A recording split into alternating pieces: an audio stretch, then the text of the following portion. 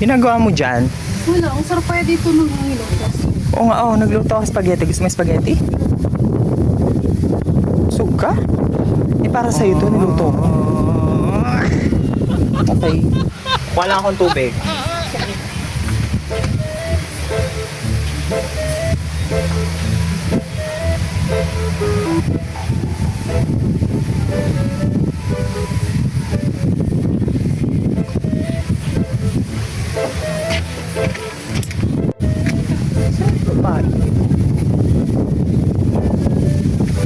Saan na yun?